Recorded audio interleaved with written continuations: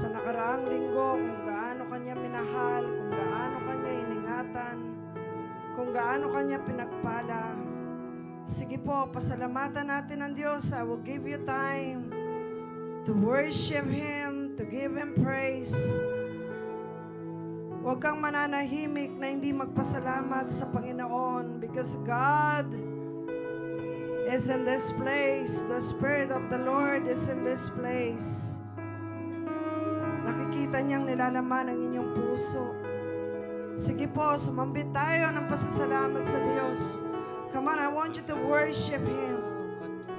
Hallelujah. Oh, thank you, Jesus. Thank you, Holy Spirit. Thank you for your protection, Lord. Thank you for the gift of life. Thank you for the healing touch of Jesus. Salamat po sa iyong pag-iingat sa amin. Salamat sa iyong provision. Salamat sa lahat ng mga pagpapalang pinagkakalob mo sa amin sa araw-araw. O Diyos, tanggapin mo ang aming pagsamba at pagpupuri sa umagang ito. Hayaan mo na mapuno ang bawat isa sa iyong mga anak. Pati po sila na nanonood sa online, Lord, that they will be filled with your presence. Mapuspos sila ng iyong presensya, banal na Espiritu. Narito kami, Lord. Nakikita mong nilalaman ang aming mga puso.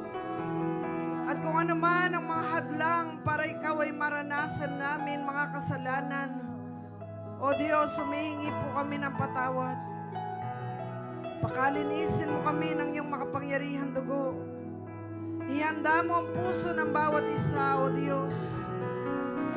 At dalahin ko na kayo ang siyang maitanghal.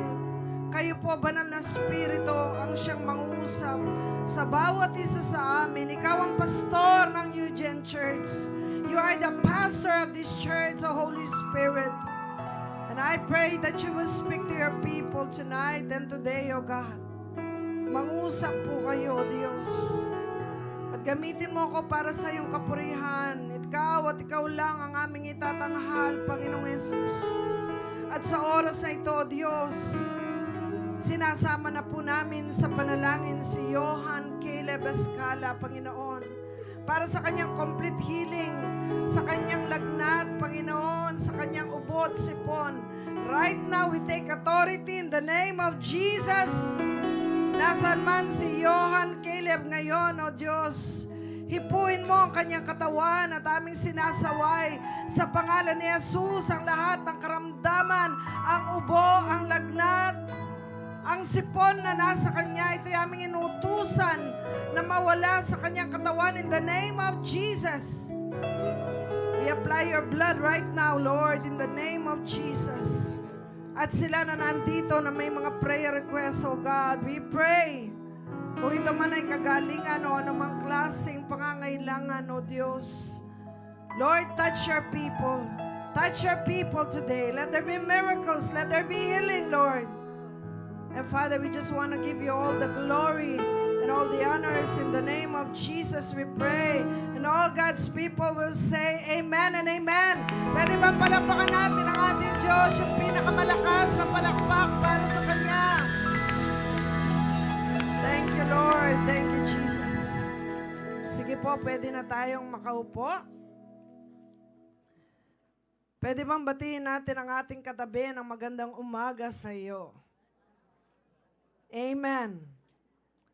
So, sa araw pong ito, tayo ay nagagalak dahil kasama natin ang ating mga encounter delegates. Pwede bang tumayo ang ating mga encounter delegates?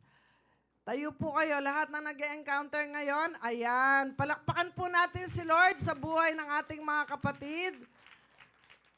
Okay, sige po, pwede na tayong makaupo. So, meron po tayong mga delegates mula sa Olongapo under the leadership of Pastor Peng Guevara, ano? And then, meron din po tayong mga kasama dito sa New Gen Church. So, this morning ay tuloy-tuloy na po tayo sa ating pag-aaral ng salita ng Diyos. Paki-ano po yung aking PowerPoint.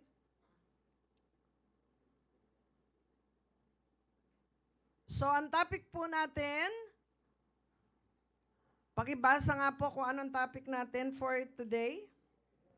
Growing to a deeper intimacy with God. Pag sinabing growing, ibig sabihin meron na, pero kailangan siyang lumago. Okay? So, what is the meaning of the word intimacy? The word intimacy sa Tagalog, ang ibig pong sabihin nito ay malalim na ugnayan o pagkakilala sa Diyos.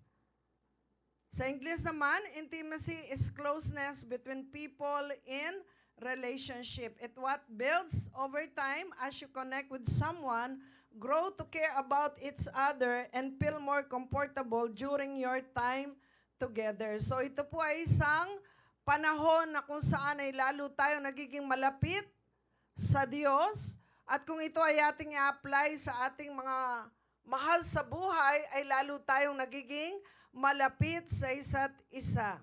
Now, what are the benefits of having an intimate relationship with God? Ano ba yung pakinabang? Bakit kailangan na maging malalim tayo sa ating relasyon sa Diyos? Kagaya po ng sinabi ko kanina, I believe lahat tayo ay meron ng ugnayan sa Diyos, pero ang tanong, gaano ito kalalim? How deep is your love with God? So, ito po yung mga benefits, ano? Number 1, God will be pleased with you and will draw close to you. Ang una pong pakinabang o benefits ng pagkakaroon ng mas malalim na relasyon sa Diyos ay matutuwa po ang Diyos sa inyo at magiging malapit tayo sa Kanya. Ang sabi sa Exodus, tignan po natin kung ano ang nangyari kay Moses. Exodus 33 verse 7 to 9. Pwede ba samahan niyo kung basahin ito? Now, Moses used to take a tent and pitch it outside the camp some distance away, calling it the tent of meeting. Anyone inquiring of the Lord will go to the tent of meeting outside the camp. And whenever Moses went out to the tent, all the people rose and stood at the entrances to their tents, watching Moses until he entered the tent. As Moses went into the tent, the pillar of cloud would come down and stay at the entrance while the Lord spoke with Moses. Next slide. Exodus 33 verse 10 to 11. Whenever the people saw the pillar of cloud standing at the entrance to the tent, they all stood and worshiped it at the entrance of their tent. The Lord would speak to Moses online. Ano po ulit? Is it online or face-to-face? Face-to-face as one speaks to a friend. Then Moses would return to the camp, but his young age, Joshua, son of Nun, did not leave the tent. So ano yung benefits? God will be pleased with you and will draw close to you. Isa sa napakagandang halimbawa po dyan sa Bible ay si Moses. Ang sabi niya dyan sa verse 11, the Lord would speak to Moses face to face as one speaks to a friend. Grabe yung relationship ni Moses at ng Diyos. Talagang meron po silang deep relationship, no? Ano pa po yung benefits? Number 2, you will know God's voice with clarity. So, nagiging close kayo ni Lord, natutuwa siya sa inyo, and then, maririnig mo ang tinig ng Diyos ng may clarity o kaliwanagan. Alam na alam mo pag si Lord ang nangungusap sa inyo. Exodus 33 verse 12 to 13. Now let us read again. Moses said to the Lord, you have been telling me, lead this people, but you have not let me know whom you will send with me.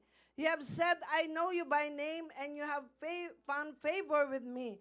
If you are pleased with me, teach me your ways, so I may know you and continue to find favor with you. Remember that this nation is your people. You will know God's voice. Alam po niyo, pag nakipag-usap si Moses, ang sabi niya doon, you have been telling me, ililid ko yung mga taong ito, Panginoon, sabi niya, pero hindi mo pa sinasabi kung sino ang, paano mo kung papadala, sabi niya. So yung prayer po ni Moses, Panginoon, kung natutuwa ka sa akin, turuan mo ako sa iyong kalooban. Mas lalo kitang makilala at mag-continue o maging tuloy-tuloy yung pabor mo sa akin. So, when we have this close, deeper relationship with God, maririnig mo talaga yung tinig ng Diyos.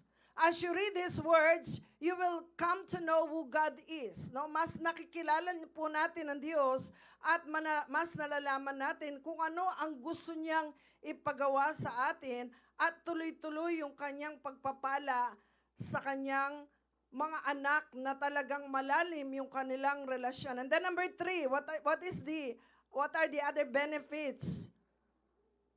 Number 3, God's forgiveness, healings, long life, protection, victory, provision, favors, and blessing will flow upon you and your family. Sino pong nagdi-desire nito? Magsabi ng malakas na amen.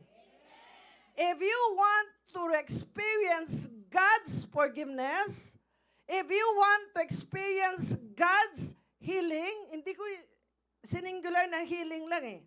Ang nilagay ko dyan, healings. Kasi maraming panahon na kung minsan ay nagkakasakit tayo and we need the healing of God emotionally, physically, and even financially. Sino po ang may mga karamdaman ngayon sa bulsa, magsabi ng amen? Ayan tayo eh. Sabi ko na nga ba eh. Walang sakit sa katawan, walang sakit sa emosyon, pero when it comes to financial blessing, ay nagkakaroon tayo ng karamdaman and we need the healing of God. Not only that, we want long life, we need the protection, the victory, provision, favors. Kahit saan ka pumunta, sasamahan ka ng presensya ng Diyos. Yung pong ating mga kapatid na nag-a-abroad, if you have the presence of God in your life, kahit saan kayo mapunta, sinisigurado ko sa inyo, kung maayos yung relasyon niyo sa Panginoon, mag-overflow at mag-overflow ang pagpapala ng Diyos, kaya nasa Pilipinas ka, kaya nasa abroad ka. What is important is that you have the presence of God inside of you. Amen. Yan nga ang isang kapatid natin, ang pangalan ng network nila ay Pogi. Andiyan ba yung mga Pogi network? Palakpak naman dyan. Yan. Anong meaning ng Pogi? Presence of God inside.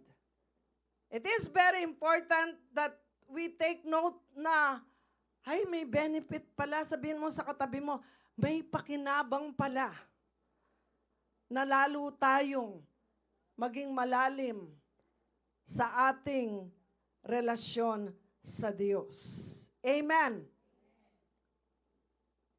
Ang sabi ni Lord sa Exodus 33 verse 14 to 15, the Lord replied, my presence will go with you, and I will give you rest. Then Moses said to him, if your presence does not go with us, do not send us from here. So dito'y makita po natin yung panahon na si Moses ay makikipagdigma. Kaya sabi ng Panginoon sa kanya, my presence will go with you. Alam po ba niyo, pagkasama natin ang presensya ng Diyos, kahit may mga battles tayo sa buhay, meron tayong kapayapaan. Amen. Meron tayong kapahingahan. Bakit? The battle belongs to the Lord. Sa Kanya yung mga digmaan natin, yung mga challenges natin. That's why the Lord is giving us rest. Kaya sabi ni Moses, Panginoon, wag na lang kung di ka sasama. Ayoko nang makipagdigma kasi siguradong talo po sila. And then verse 16 to 17, sabi niya, how will anyone know that you are pleased with me and with your people unless you go with us. What else distinguishes me and your people from all the other people on the face of the earth? And the Lord said to Moses, I will do the very thing you have asked because I am pleased with you and I know you by name. Naranasan niyo na po ba yung meron kayong kasama sa trabaho at maya-maya nilalapitan ka at hinihingan ka ng panalangin? Sis, pwede bang ipag-pray mo ko? Why are they asking us to pray for them? Kasi they can see Jesus in you. Amen. They can feel the presence of God inside of you. Kaya po sa ating buhay, bilang mananampalataya, bilang mga anak ng Diyos, napakahalaga na siguraduhin natin that from glory to glory ay lumalago tayo sa ating relasyon sa Kanya. Amen.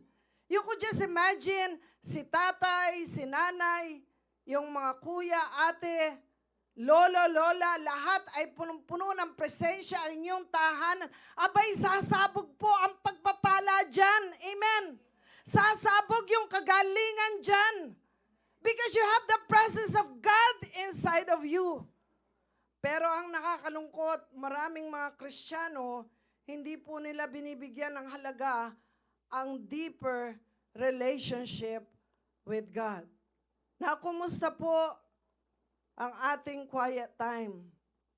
Kumusta yung prayer life natin? Ilang taong ka ng Kristiyano? Ilang oras ang ibibigay mo sa Diyos when it comes to your prayer life?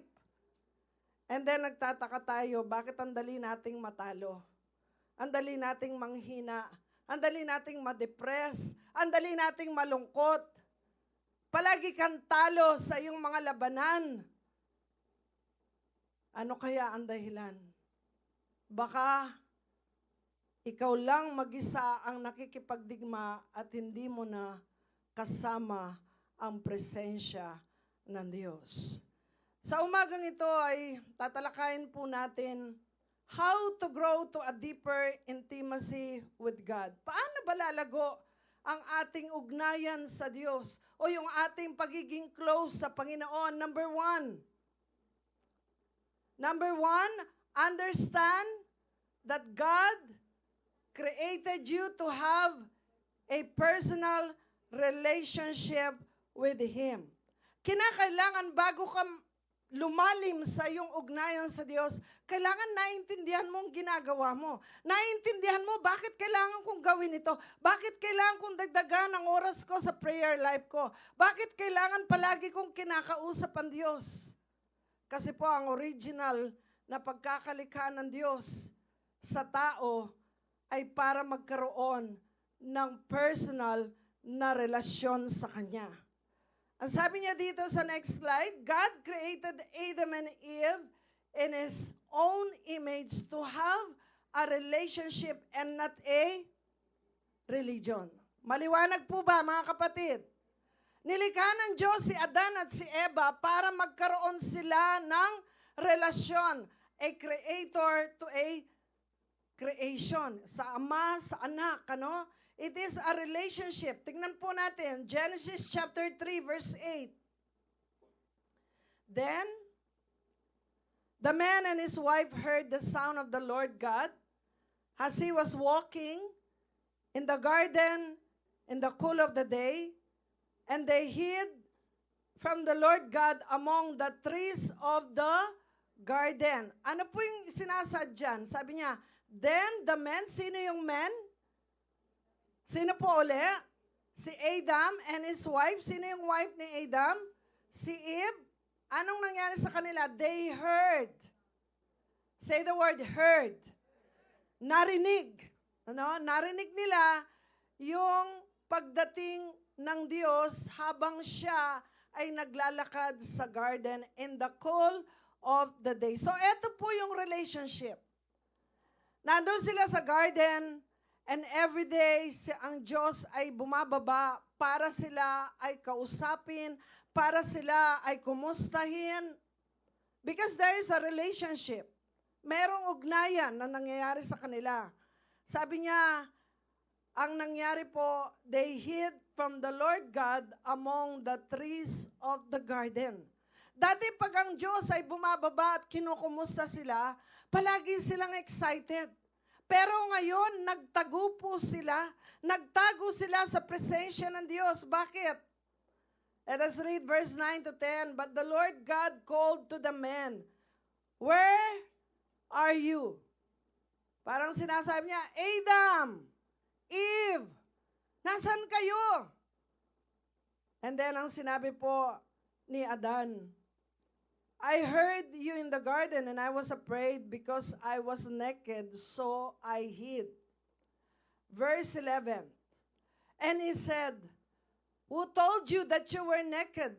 Have you eaten from the tree that I commanded you not to eat from? Verse 12, the man said, the woman you put here with me, she gave me some fruit from the tree and I ate it.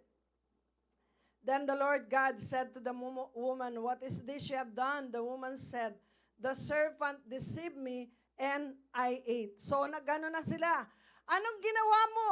Bakit natatakot ka?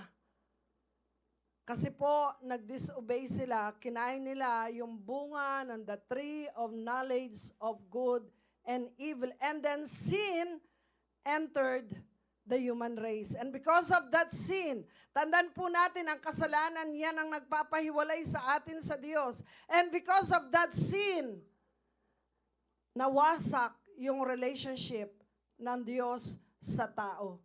Kaya natatakot na silang lumapit. At ang nakakalungkot, tinanong ni Lord si Adan, bakit mo ginawan? Siya po kasi yung pong binigay niyong babae sa akin, siya po may kasalanan, Lord. Siya po, si Eva. Ganyan tayo, ano? Pag may kasalanan tayo, nagsisisihan na eh. Si Eva naman, yun po kasing snake eh. Siya po yung may kasalanan, tumingin ngayon yung snake. Wala na siyang masisi. Pero in reality, nangyayari po ito sa atin. Maraming beses na hindi tayo nagiging aware na ang relasyon natin sa Diyos, yan ay nasisira because of sin. Ano? Kaya we need to bring back that relationship with God.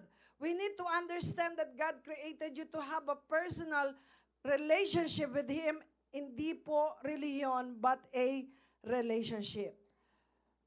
And then sabi niya dito, life with God isn't a matter of performance, but of relationship.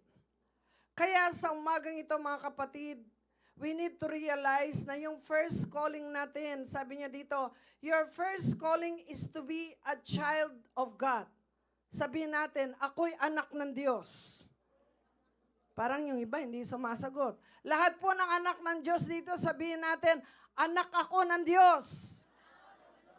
O, totoo? Amen? Sigurado ka? 100%? Yes, palakpakan po natin ang Panginoon because of that relationship that you have now with God. So your first calling, hindi para mag-ministry dito, hindi para magpastor, hindi para gumawa ng ano pa mang bagay. Ang unang pagtawag ng Diyos sa atin is to be a child of God. To bring back that relationship that has been destroyed because of sin.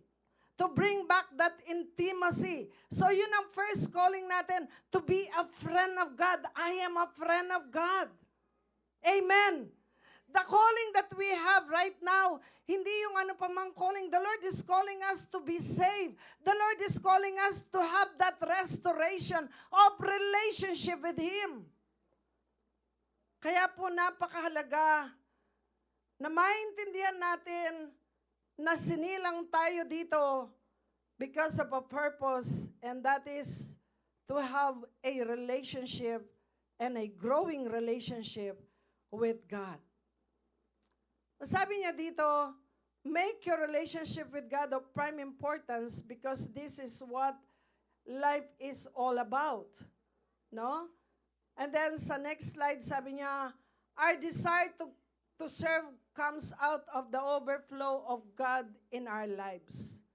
Alam po ba ninyo na yung paglilingkod natin, ano man yung ginagawa mo para sa Panginoon? Are you called to intercession? Ikaw ba ay tinawag ng Diyos para manalangin? You pray for your pastor, for your church, for other people? Are you called to be part of the worship team? Are you called to be part of the creatives?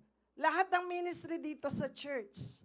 Lahat ng yan ay overflow lang. Ibig sabihin yan ay lumalabas because of your intimacy with God. It is an overflow. Bakit ako maglilingkod? Kasi Panginoon, love na love kita eh. Amen. Sino pong lahat ng in love kay Lord dito? Magsabi ng I love you, Lord. If you love God, you will serve Him with all your heart. You will love Him with all your heart.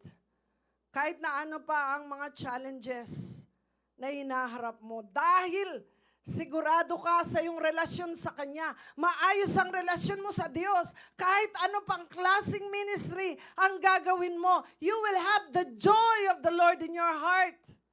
Masaya ka. Kahit nahirap ka sa iyong ginagawa. Why? Because you're doing it out of your intimacy with the Lord. Hindi dahil sa obligasyon. Hindi dahil sa gusto mo lang magpasikat. Hindi dahil gusto mo lang makita ka dito sa harapan. No, you have a humble heart knowing that I am doing this, Lord, because I love you. Amen. Pwede bang palakpakan muli natin ang Panginoon? So ano po yung number 1 na gagawin natin so that we can bring back that intimacy and we will grow to a deeper intimacy with God? Number 1, understand that God created you to have a personal relationship with Him. So kung hindi ayos ang relasyon mo sa umagang ito, kapatid, kailangan po nating paayos yan. Lahat ng gustong umayos ang kanilang relasyon sa Diyos, magsabi ng Amen. You need to have a right relationship, a growing relationship with God. And then number 2, let us go to number 2. Make time to be with God. Alam po niyo, pagka hindi mo priority ang isang bagay, wala ka talagang oras. Diba? Sasabihin natin, busy ako eh. Tara, sali ka sa ating morning prayer. Busy ako eh. Tara, mag-join ka sa encounter. Sali ka sa encounter. Busy ako eh. Naalala niyo po yung isang video na pinalabas ko dito? Sabi ni Lord, anak, oras na ng devotion mo. Lord, busy ako eh, kasi tinatawagan pa ako sa opisina. So yung word na busy ay palaging nagiging common na sa mga Kristiyano ngayon. Without knowing the impact na pag hindi mo binigyan ng oras, yung panahon na dapat kay Lord, sino po ang nawawalan? Si Lord ba o tayo? Pag wala tayong panahon sa Panginoon, sino po uli? Tayo. Because we are missing the greatest time to be with the Lord. Now, let us see Jesus, our role model. Sa next slide, sabi niya, Jesus Christ rose very early in the morning and a great while before the day to pray. Very early in the morning, while it was still dark, Jesus got up, left the house, and went off to a solitary place where he prayed. This was apparently partly so he could have solitude for communication with God, and partly as a preparation for the day's work. So ito po ang ating role model, ang mismong Panginoong Jesus. Siya mismo ay nagbibigay ng panahon sa kanyang pakikipag-ugnayan sa kanyang Ama sa Langit. Bakit? Kasi alam niya marami po siyang haharapin sa araw na yon, and he need to be with the Father. So paano pong ating gagawin? How can you make time to be with God? Letter A, sa iyong worship, sa iyong personal, no? So sa iyong pag-worship, give time to your personal worship. Give time to your worship inside the church. When you begin to worship in the church, itodo mo na yan, kapatid. Can I hear an amen? Itodo mo ang pagsamba mo sa Diyos. Hindi yung nakatayo ka lang dyan para kang poste ng Meralco, para kang walang buhay. If you want to raise your hands, you raise your hands towards heaven. You give your heart, you give your whole being kay Lord. When you worship, you allow the Spirit of God to flow inside of you, to recharge you, to give you strength. Bakit ka nandito every Sunday? Para lang ba obligasyon? Ay, nag-church ako. Mali po tayo doon. Kapag hindi mo nagawa na talagang tumodo kang sumamba sa Diyos, when you go to the church, sayang yung oras. Dahil yun ang gusto ng Diyos. Amen. Yun lang ang para sa Panginoon. Yung ating pagsamba. At kung yun ay na-miss mo pa, na late ka pa, nawawala na po yung para sa Panginoon. So you need to make time. Ano po? Sa ating prayer, next slide. Sabi niya, letter B, the quality of our aloneness with God can actually enhance the quality of our time with others. Thank Him for what He's doing in your life. So we need to have time for prayer. Ang pananalangin po para itong oxygen. Pag wala ng oxygen sa buhay natin, patay na tayo. Pag wala ka ng panahon sa iyong quiet time, sa iyong pananalangin, mamamatay po ang ating spiritual life because it cut down our communication with God. So, huwag mong mamaliitin ang prayer, kapatid. Because the Bible says, the prayer of a righteous person availeth much. Pag maayos ang puso mo, if you are a righteous person, when you begin to pray, miracles happen. Amen. When you begin to pray, nangyayari yung mga milagro, yung mga imposible. Because the prayer of a righteous man availeth much. At pag tayo ay nananalangin, lalo kang nagiging kawangis ng Diyos. Lalo mong nararanasan ang kanyang presensya. Kaya nga sabi ng Bible, you have not because you ask not. Ang dami-daming mga blessing ang dapat nasa atin, pero hindi natin sila nare-receive. Bakit? Kasi hindi po tayo humihingi. Maliwanag po ba, church? Prayer is very, very important.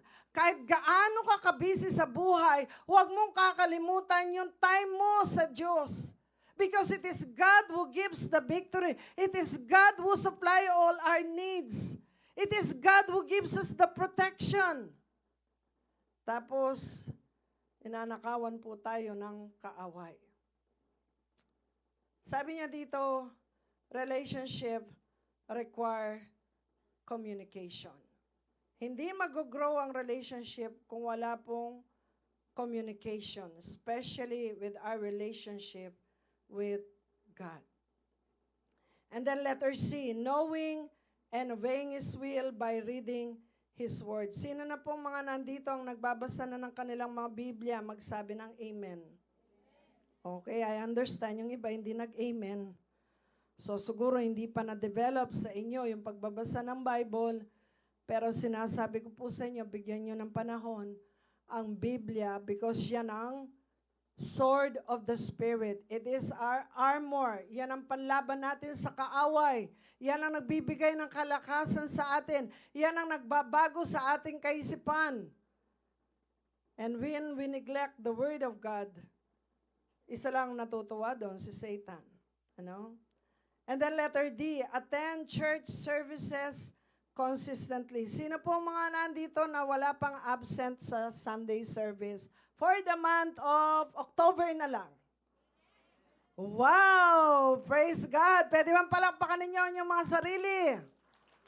Wala kayong absent. Glory to God.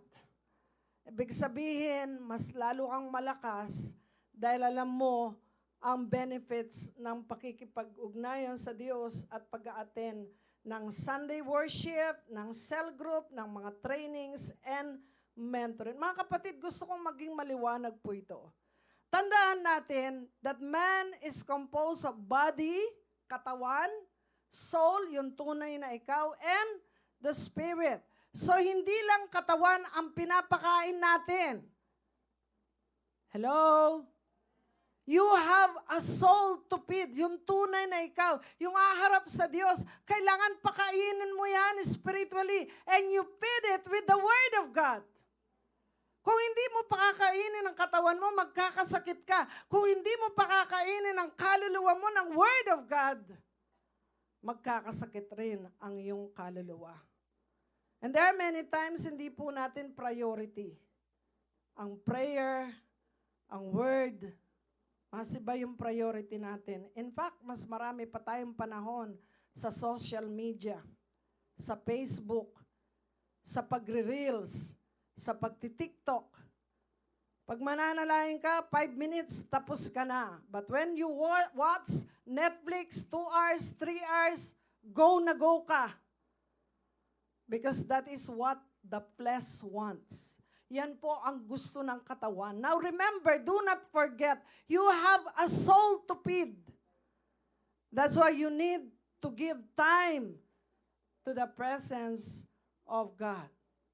Number 3, dito po ako magtatapo sa point number 3. Know and overcome all the strategies of the enemy to hinder your intimacy with God.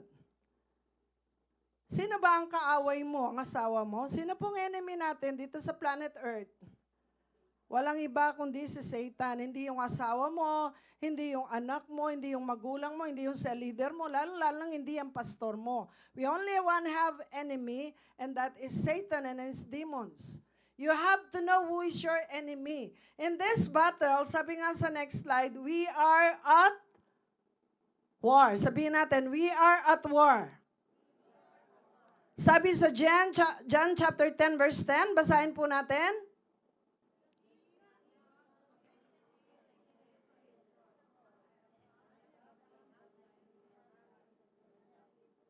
Now, tandaan ninyo, there are 2 things that are happening in this verse. The thief, sino yung magnanakaw? Si Satan, di ba? So, si Satan, ang trabaho niya ay ano?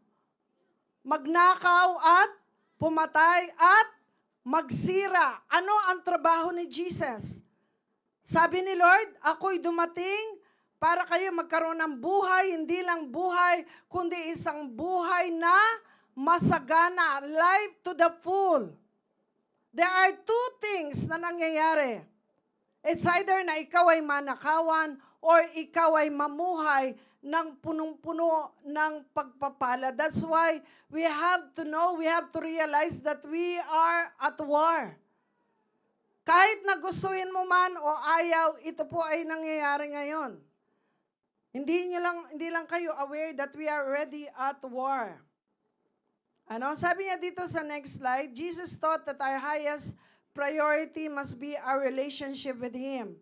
If anyone, person, or anything, job, material things, money, position, etc., detracts your relationship from God, it is not from Him because it hinders your relationship with Him. May masama po ba sa mga blessing? Sinong gusto ng pera dito? May masama ba sa pera? Wala. Kailangan mo ba ng pera? Amen. Kailangan ba ng blessing ng bawat isa sa atin? Sabi ko na nga ba, malakas ang amen natin. But the Bible is very clear. The love of money is the root of all evil. Hindi po masama ang pera. Kailangan natin yan. Pero yung ginawa mo ng number 1 ang pera sa buhay mo, ginawa mo ng number 1 ang anumang bagay, tao, material, sa buhay mo, yun na pong nagiging masama because nawawala na ang pwesto ng Diyos sa buhay mo. Now, what are the hindrances in knowing God intimately? Tandaan po natin, we are at war. We need to know what are the strategy na ginagawa ng kaaway, na ginagawang hadlang. Number 1, sin. Sabihin natin, kasalanan. Mga hidden sins, mga sin of omission and commission. Yung commission, yun yung mga ginagawa natin. Yung omission, yung dapat na gagawin mo, hindi mo ginagawa. Pag hindi ka nagpipray, nagkakasala ka ba? Yes, because it is a command. Pray without ceasing. So, yung mga hindi mo ginagawa na dapat mong ginagawa, nagkakasala pa rin po tayo. When you don't read your word, the word of God, nagkakasala ba tayo? Yes, because the Bible says, study. The word is study, no? To prove yourself. Kinakailangan na ang salita ng Diyos, sabi niya, meditate on the word day and night so that you may be blessed, so that you may prosper in everything that you do.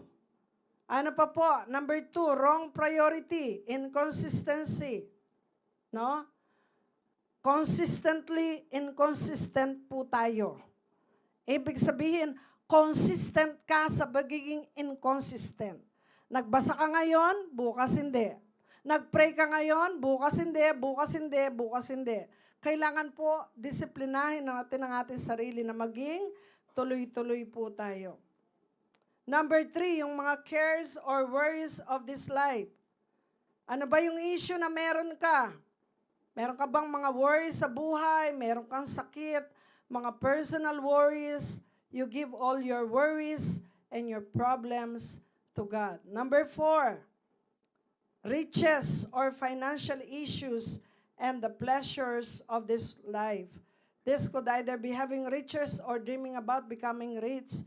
Much of our energy is focused on making money or keeping money or spending money. This is a major hindrance in knowing God intimately. Sabi ko nga po sa inyo, walang masama sa pera, pero wag mong gagawing number 1 ang pera o kayamanan sa buhay mo. Can I hear an amen? Now this is the word of the Lord, Deuteronomy 20 verse 4. Basahin nga natin ng malakas. For the Lord, your God, is the one who goes with you to fight for you against your enemies, to give you victory. Isa pa, malakas. Let's declare it. For the Lord, your God, is the one who goes with you to fight for you against your enemies, to give you victory. Gawin natin siyang personal. Yung your, gawin natin, for the Lord, my God. Pag sinabing you, ilagay natin my. Ano po? Okay, 1, 2, ready, begin. For the Lord, my God, is the one who goes with me to fight for me against my enemies, to give me victory. Amen. Palakpakan nga natin ang Diyos. Mga kapatid, as I close, ito po ang isang challenge na gusto kong iwanan sa inyo. Huwag niyong pababayaan ang inyong intimacy sa Panginoon because it brings anointing. Lately po ay nakaranas ako ng hindi naman grabing karamdaman pero iba-iba po. Ando na yung nagbalik yung tonsil ko, ando na yung nilagnat ako, nagkaroon ako ng mga rashes sa katawan. And I cannot even pray kasi may sakit, no? Hindi po kayo makapanalangin. And I cannot do the ministry, hindi ako makapag-preach. Ang daming nagigingad lang. And then the Holy Spirit, lalo na nag-attend po kami ng conference, nireveal lalo ng Panginoon nung mangusap si Bishop Oriel, na nilalagay ng kaawa yung business natin, yung sakit, yung trabaho, yung mga worries, para hindi ka na mag-pray.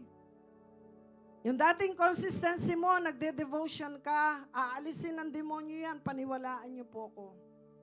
Because if you are not aware, when you have the presence of God, victory and victory is always upon us. Hindi ko masasabing pag natapos ang isang battle, wala nang kasunod, meron pa rin. Pero I am sure 100% sa lahat ng mga battles, there is always victory in Christ Jesus. Amen.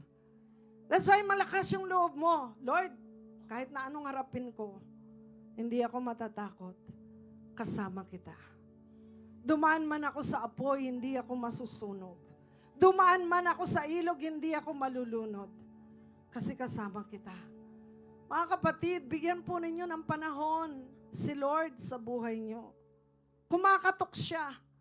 He's just waiting for us as a church. para maibalik yung intimacy natin sa Kanya. Pero the question is, gusto mo ba? It's still a matter of choice. Willing ka ba magbigay ng sacrifice ng time mo, ng effort mo? Dahil kung ayaw mo, hindi po tayo pipilitin ng Diyos. Pero sinusigurado ko sa inyo, if God's presence is not with you, talo ka palagi sa laban. Because it is God who gives the victory. Sa oras pong ito, pwede bang lahat tayo yumuko, tayo manalangin? Thank you, Jesus. Thank you, Holy Spirit. Kapatid, sa umagang ito, hindi ko alam kung kumusta ang relasyon mo sa Diyos. Hindi ko alam kung kumusta ang iyong ugnayan sa Panginoon. Marahil na ipapakita mo sa ibang tao na okay ka. Pero deep inside of you, merong vacuum sa heart mo. Parang may kulang. Parang nagtataka ka kung bakit palagi kang natatalo. Palagi kang nagkakasakit. Palagi kang kulang sa finances. Alam mo ba kung anong problema? Meron kang mga kasalanan na tinatago. Hindi halata. But right now, the Spirit of God is in this place. At naniniwala po ako, kinoconvict kayo ng banal na Espiritu sa oras na ito. Kapatid, meron kang mga kasalanan na ginagawa na alam mong mali pero paulit-ulit mo pa rin ginagawa sa oras na ito. Sinasabi ko sa iyo, ilapit mo yan sa Diyos. Mahal ka ng Panginoon. Hindi mo pwedeng pagtakpan yan sa pagmi-ministry. Because it is between you and God. Right now, the Holy Spirit is talking with you in your heart. Anong laman ang puso mo ngayon?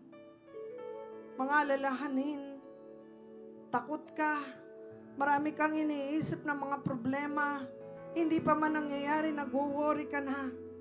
But right now, I'm telling you, sinasabi ng Diyos, anak, lumapit ka lang sa akin. Right now, I'm being led by the Lord. Pwede bang lumuhod po tayo? As a sign of surrender to the Lord, kung kaya niyong lumuhod kayo. Kung di niyo na po kaya, kahit na nakaupo lang kayo. But I want to take this opportunity na lahat tayong nandito as a start from this congregation, na lumaya tayo sa lahat ng mga kasalanan natin. Lumaya tayo sa lahat ng sin of commission and omission. Lumaya tayo sa katamaran natin sa ating pagde-devotion. Lumaya tayo sa pagiging inconsistent when it comes to our relationship with God. Come on, church. Surrender it to the Lord. Nais ng Panginoon, lumaya ka ngayon. Mag-start ka uli. Lalabas ka sa lugar na ito na malinis ka. Walang bahid ng anumang kasalanan. Walang anumang kadungisan. Walang anumang karumihan. Right now, habang ang lahat ay nakayuko, I want you to pray. Coming from your heart. Sige po, just talk to the Holy Spirit. Just talk to God. It is the Spirit of God ang siyang nagko-convict sa iyo. Kapatid, lumapit ka lang. Lumapit ka lang kay Jesus. Come on, I want you to pray. I want you to cry it out to the Lord. I want you to repent. Pagsisihan mo ang anumang mga kasalanan na yan.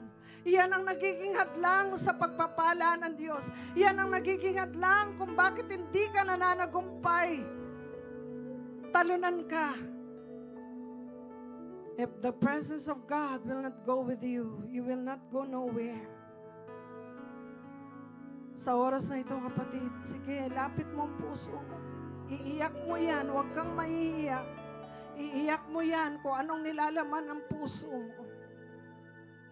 And the Lord is going to make you a clean heart. He's going to give you a clean heart right now. Yes. Yes, just talk this to the Lord right now. Just keep on talking to Him.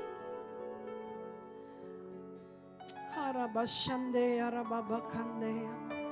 Oh, Spirit of the living God. Spirit of the living God, break out the bondages of your people tonight, Lord. Break out the bondages ng iyong mga anak sa oras na ito. I command the spirit of inconsistency sa kanilang pagde-devotion to be destroyed, to come out of them in the name of Jesus. Panginoon, anumang mga hadlang ang nilalagay ng kaaway. Right now, we come against the work of the enemy sa kanilang relasyon sa iyo, O Diyos. In the name of Jesus, be set free from all the bondages of the enemy. Oh, Spirit of God, Spirit of God. Sige kapatid, just continue to talk to the Lord. Kung ikaw ay nandito sa kauna-unahang pagkakataon, I want you to receive Jesus as your Lord and Savior. Hello po, magandang umaga. Hindi po ako delegates ng mga encounter. Volunteer po ako ng mga nag-encounter. Okay? Yung mga kasama ko, kilala po nila ako doon sa mga delegates. Bago po ang lahat, pakikilala ko ang aking sarili. Ako po si Reynaldo Tigrit, one of Primary 12 ni Pastor. Ang handle ko po is Lord's Table. Doon sa mga kasama ko sa communion, taas at kamay. Yung mga aking katoto. Mga kakaedad ko po yan. Bago pong lahat, meron po akong testimony. Almost 60 years old, 62 years old na po ako ngayon. This year lang po nalaman ko ang tunay kong pangalan sa PSA is Baby Boy. Totoo po yun.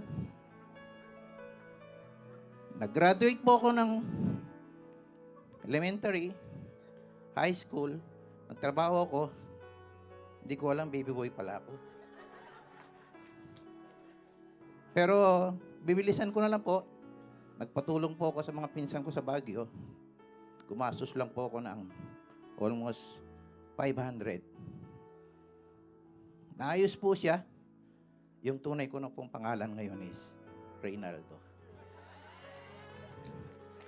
Kasi po, binigyan ako ng wisdom ni Lord sa work po. Almost 40 years na po ako sa work. Magre-retire po ako ng 65. Siguro po yun ang way para maayos yung document ko.